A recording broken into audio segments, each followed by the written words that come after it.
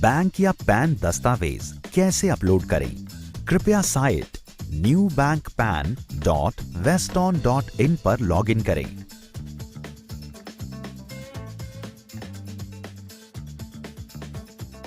अपनी distributor ID और password दर्ज करें। पैन कार्ड अपलोड करने के लिए अपनी पैन कार्ड डिटेल्स भरें। उदाहरण के लिए पैन कार्ड नंबर और जन्म तिथि। कृपया सुनिश्चित करें कि आपने सही डिटेल्स दर्ज की हैं और कोई टाइपिंग गलती नहीं है। इन स्टेप्स के जरिए अपने पैन कार्ड को क्रॉप और रीसाइज करें। पैन कार्ड पर राइट क्लिक करें और ओपन विद माइक्रोसॉफ्ट वर्ड 2010 पर जाएं। जब आप क्रॉप पर क्लिक करते हैं तो सारे कॉर्नर एक डार्क लाइन से सेलेक्ट हो जाते हैं। फिर क्रॉप करने के लिए एंटर दबाएं और डॉक्यूमेंट को सेव करें। रीसाइज करने के बाद चूज फाइल पर क्लिक करके इमेज अपलोड करें। सेव पैन पर क्लिक करें। कृपया ध्यान दें, अगर आप महीने की 1 से 27 तारीख के बीच अपनी पैन डिटेल्स अपलोड कर रहे हैं तो इसे अगले 3 वर्किंग डेज में वेरीफाई किया जाएगा और सक्सेसफुल वेरिफिकेशन और रिजेक्शन की जानकारी आपको अपने रजिस्टर्ड मोबाइल नंबर पर एसएमएस के जरिए प्राप्त होगी और सफलतापूर्वक वेरीफाई होने पर टीडीएस कैलकुलेशन उसी महीने देय बोनस पर प्रभावी होगी। उदाहरण के लिए यदि 10 नवंबर 2019 को पैन डिटेल्स अपडेट की गईं और सफलतापूर्वक वेरीफाई हो गईं, तो टीडीएस कैलकुलेशन नवंबर 2019 के महीने में अर्जित बोनस राशि पर प्रभावी होगी, जो दिसंबर 2019 में देय होगी। यदि आप महीने के आखिरी दिन से 28 तारीख तक अपनी पैन डिटेल्स अपलोड कर रहे हैं, तो इसे अगले 3 वर्किंग डेज में वेरीफाई किया जाएगा और पोस्ट डॉक्यूमेंट अपडेशन और रिजेक्शन की जानकारी आपको अपने रजिस्टर्ड मोबाइल नंबर पर एसएमएस के जरिए प्राप्त होगी। अगर पैन नंबर सफलतापूर्वक वेरीफाई हो जाता है तो टीडीएस कैलकुलेशन अगले महीने से देय बोनस पर प्रभावी होगी।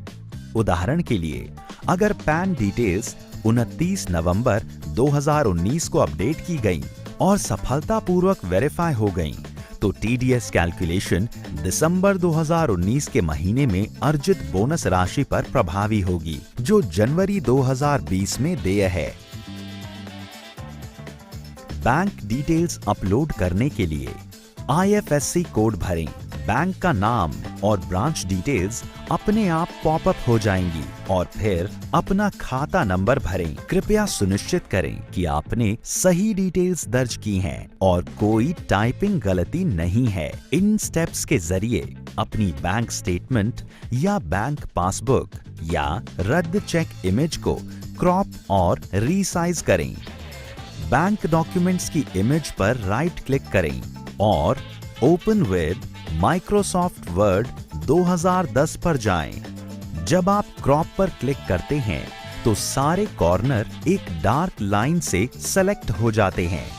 फिर क्रॉप करने के लिए एंटर दबाएं और डॉक्यूमेंट को सेव करें।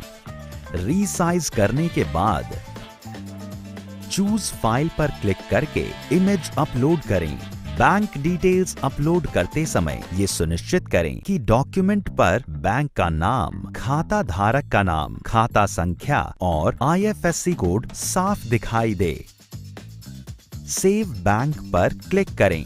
कृपया ध्यान दें, अगर आप महीने की 1 से 27 तारीख के बीच अपनी बैंक डिटेल्स अपलोड कर रहे हैं तो इसे अगले 3 वर्किंग डेज में वेरीफाई किया जाएगा और पोस्ट डॉक्यूमेंट अपडेशन या रिजेक्शन की जानकारी आपको अपने रजिस्टर्ड मोबाइल नंबर पर एसएमएस के जरिए प्राप्त होगी। अगर बैंक डिटेल्स सफलतापूर्वक वेरीफाई हो जाती हैं और आप बोनस के लिए पात्र हैं तो इसका भुगतान उसी महीने में आपके बैंक खाते में कर दिया जाएगा।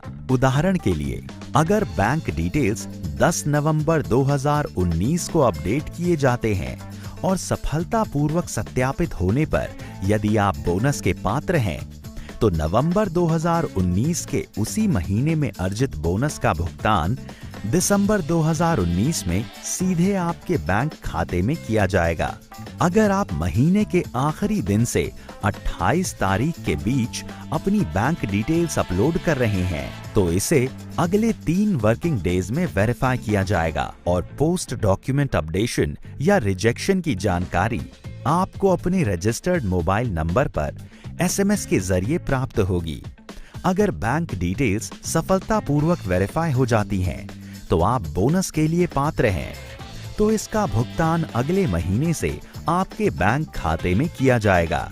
उदाहरण के लिए, अगर बैंक डिटेल्स 29 नवंबर 2019 को अपडेट किए गए हैं और सफलतापूर्वक वेरीफाई होने पर यदि आप बोनस के पात्र हैं तो नवंबर 2019 के महीने में अर्जित बोनस का भुगतान चेक या वाउचर के माध्यम से और उसके बाद के महीनों के बोनस का भुगतान दिसंबर 2019 में सीधे आपके बैंक खाते में भुगतान किया जाएगा।